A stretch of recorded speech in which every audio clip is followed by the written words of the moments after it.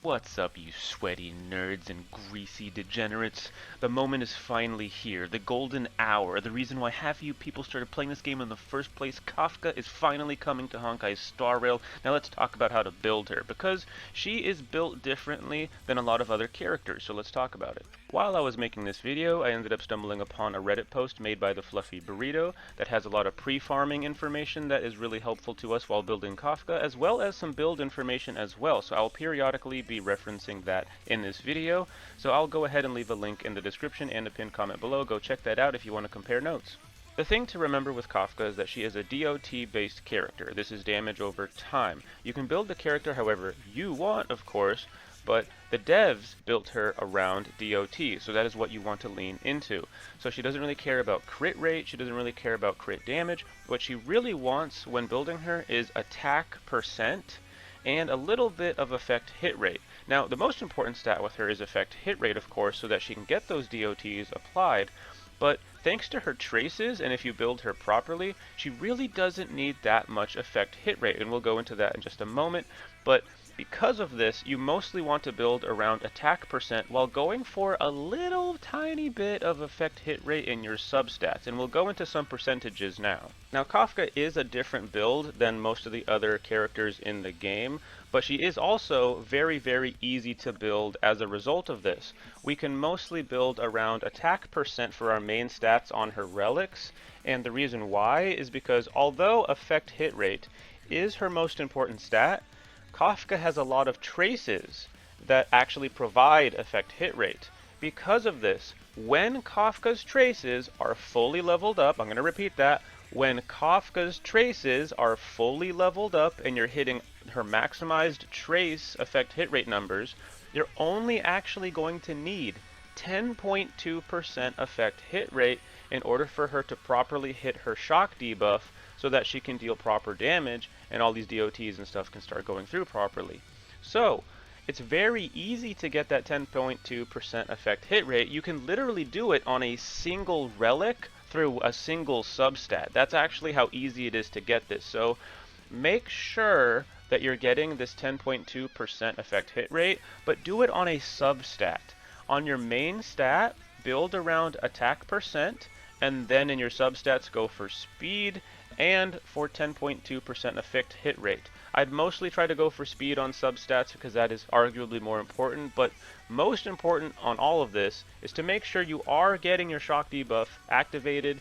So don't forget about this 10.2% effect hit rate. It is the most important thing. It's just coincidentally the easiest thing to build her for. So let's go ahead and talk about the relics some more. As already stated, Kafka is very easy to build, and her relics are an easy no-brainer. She's a lightning damage dealer, so put the lightning set on her, and there's really good synergies with this set for her, especially. It increases the lightning damage by 10%, and when the wearer uses their skill, it increases the wearer's attack by 20% for one turn. Some people don't like the only one turn thing there, but let's not forget that Kafka is a rare DOT character. Her skill actually activates the DOTs of all the other characters on your team during that skill. So she's a character you want to always be hitting the skill with. So yes, she is a very skill-hungry character, but other DOT characters can still give DOTs with their basic attacks. So it doesn't actually matter. She will end up being skill neutral because of the type of teams that you can build her with. So you hit Sampo's basic, you get a skill back, and then you hit Kafka's skill every single turn. It doesn't matter if this only goes for one turn, you're going to hit her skill every single turn. To finish off the relic pieces we need here, let's talk about Herta's Space Station Planar Sphere and Herta's Wandering Trek Link Rope. The set, I believe, is called the Space Sealing Station. That is the set you're going to want to use. It increases the wearer's attack by 12%, and when the wearer's speed reaches 120 or higher, the wearer's attack increases by an extra 12%. So combined, that's 24% attack just off of the set bonus. That doesn't include the main stat or substats of the actual pieces themselves, which by themselves could actually equate to much higher than even that 24%. So if you can get electric damage on her main stat, that would be the best most ideal situation, but if you can't get it, attack percent is totally fine. She loves attack percent. But if you can get that electric main stack, I would go for that. And then of course, with just like all of the other pieces, go for attack percent, go for speed. Make sure you're hitting this 120% speed requirement. If you absolutely need to, you can go for speed boots as well. But you know, you can get speed pretty easily off of the substats.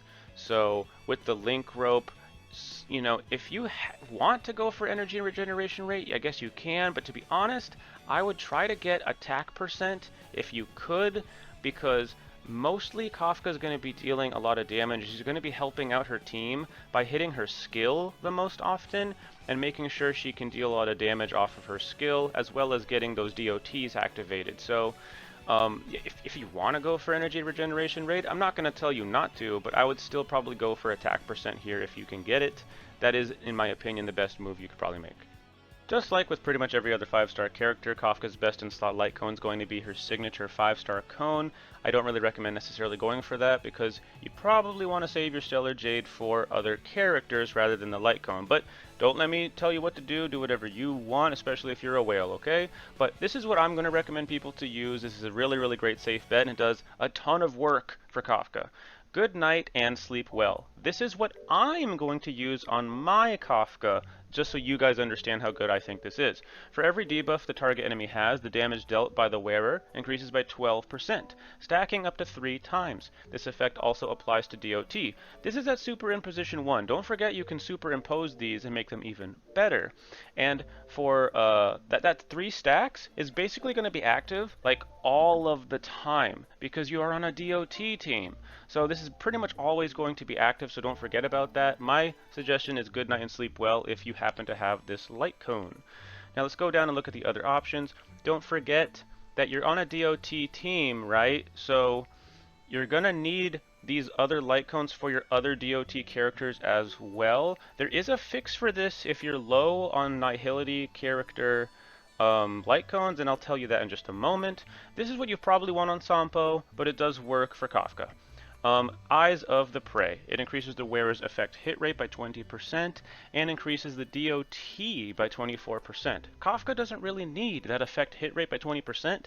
That's why you probably want to put this on Sampo or Luca if you have those characters. Now let's go ahead and talk about Fermata first, because Fermata is probably on the bottom of the list of the light cones that I'm bringing up right now, but it is literally just behind the next light cone that I'm going to talk about. And the next light cone I'm going to talk about after this is much harder to acquire. This Fermata is craftable in the Forgotten Hall system. So if you're low on light cones to use for all of your DOT characters, you can craft a bunch of these. And that also means you can craft a bunch of these so you can superimposition this light cone to be really, really powerful. You might not have the ability to superimpose your other light cones, but you probably can do this one. So something to think about. And you can also make extra copies for like Sampo or something like that if you didn't have one for Sampo. So this increases the break effect dealt by wearer by 16% and increases their damage to enemies afflicted with shock or wind shear by 16%. This also applies to DOT. This is a really strong effect and it is very, very good. This isn't a bad cone to say at all. It is only slightly behind this other light cone right here in the Name of the World. This is available in the Starlight shop and it is much harder to acquire than Fermata is.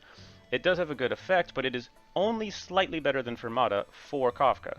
This increases the wearer's damage to debuffed enemies by 24%. When the wearer uses their skill, the effect hit rate for this attack increases by 18% and attack increases by 24%.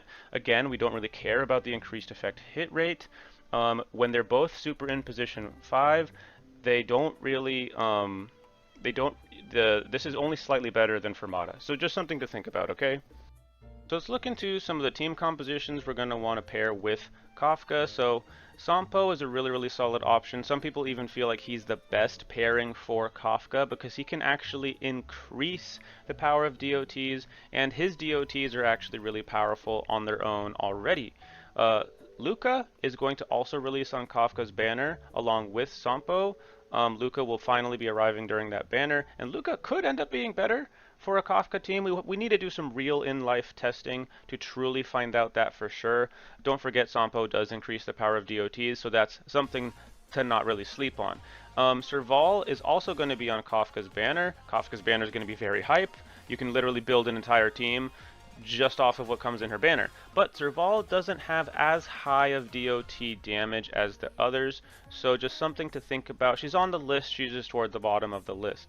Now for supports, you have Asta. She increases the attack and the speed of your team, and she does fire damage. So something to think about, she kind of helps your weakness break spread on the team, and that's why Asta, in my opinion, is probably the best support for her. I'm on the fence though, I'll be honest, because Ting Yun is a really great support as well, and a lot of people probably already have a leveled up Ting Yun, so you may want to level up your Ting Yun more and just make sure she's working really well, because she increases your attack, really good for Kafka, and she can increase your overall damage, and she can increase lightning damage. Well, she does lightning damage on top of everything as well, so just something to think about, that Ting Yun could be a better in-slot support, but it's between Ting Yun and it's between Asta, so you have to kind of make your choice based on what you have on your account. If you don't have an Asta leveled up, you may want to skip Asta for now,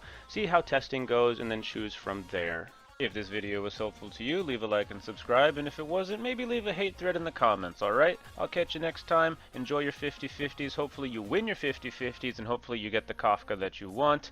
I'll catch you next time. Peace out.